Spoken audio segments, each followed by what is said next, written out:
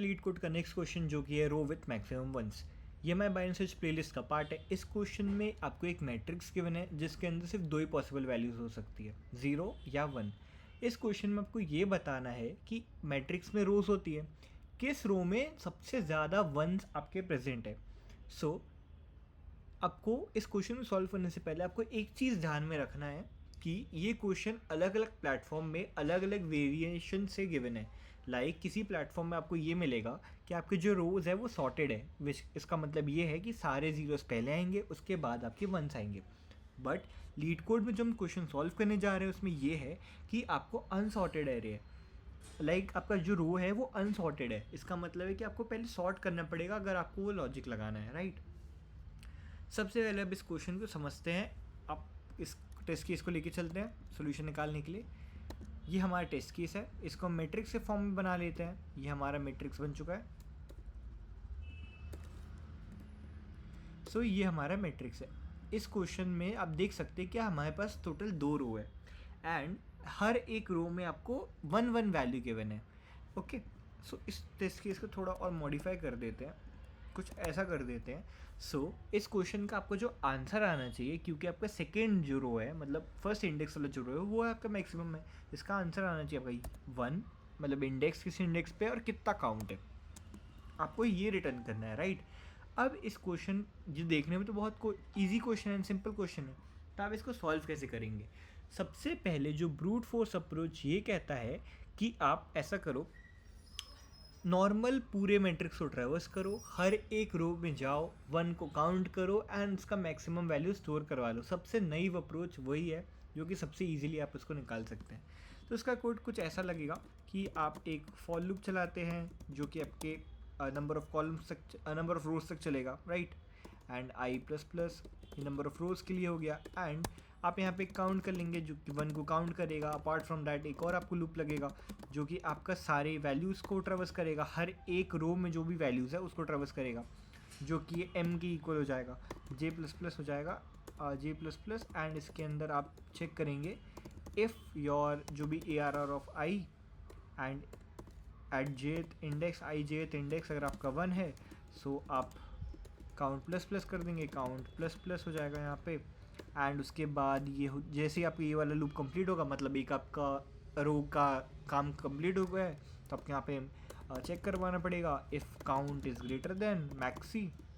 तो इसमें आपको इंडेक्स सेव करवाना पड़ेगा क्योंकि इंडेक्स की वैल्यू आपको सेव करनी है। इंडेक्स आपका आई हो जाएगा एंड आपका मैक्सी इक्वल्स टू काउंट हो जाएगा। ये आपका ब्रूट फोर्स अप्रोच हो चुका है।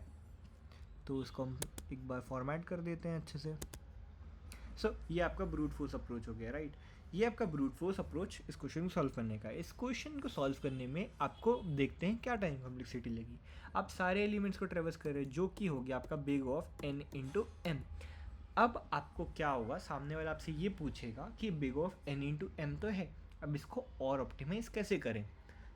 और ऑप्टिमाइज़ करने से पहले आपको एक चीज़ देखनी है कि आपको सबसे पहले टेस्ट केस में जाके देखना है कि वो सॉर्टेड है कि नहीं। अगर वो सॉर्टेड नहीं है तो आप बाइनरी सर्च का आपको कैसे समझ आएगा। तो आपको क्या करना है कि जैसे ये वैल्यू सॉर्टेड नहीं थी तो इसको सॉर्ट करते हैं। सबसे पहले इसको सॉर्ट करके देखते हैं।